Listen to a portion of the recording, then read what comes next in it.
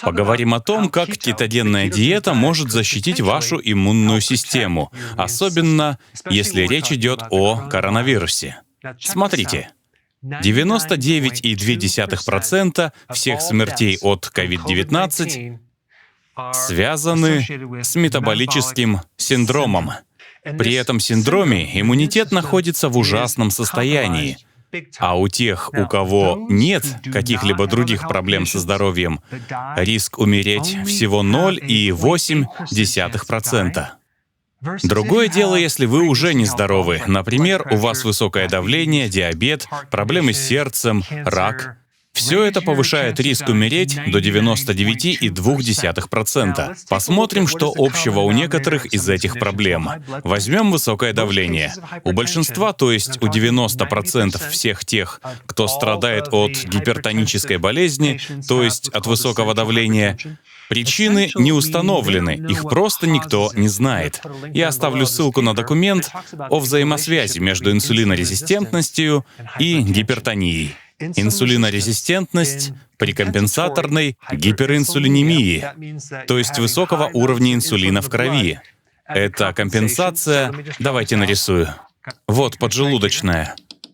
Она направляет инсулин в клетки. Но у вас инсулинорезистентность, так что здесь инсулин будет низким, и не будет обратного сигнала к поджелудочной, то есть нет обратной связи. А раз нет сообщения, что пора остановиться, то поджелудочная производит все больше и больше инсулина.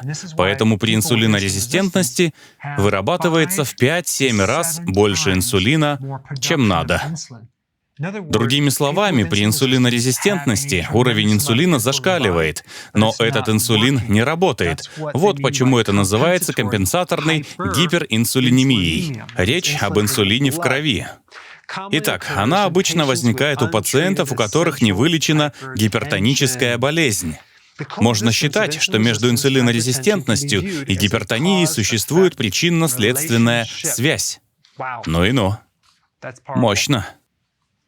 Я думаю, что, скорее всего, вот это число гораздо меньше, если мы будем учитывать инсулинорезистентность как таковую. Я знаю, что на нее редко проверяют, особенно пациентов с ковид. Их не проверяют на инсулинорезистентность.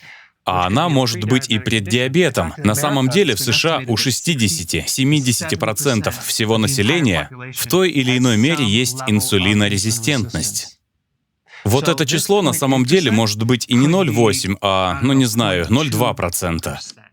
Тогда вот здесь у нас потенциально 99,8%. Короче говоря, когда вы начинаете кето, вы исправляете метаболический синдром, здоровый уровень инсулина. По сути, вы опускаете инсулин до нормального уровня. И представьте себе, часто у вас понижается давление, исправляется диабет второго типа, а также сердечно-сосудистая система. Под видео будет ссылка, там описано, что к чему. Кроме того, жизненно важно соблюдать кето-диету, и особенно интервальное голодание, чтобы поддержать иммунитет и свести к минимуму риск умереть, даже если человек заразится. Больше данных об инсулинорезистентности вот в этом ролике.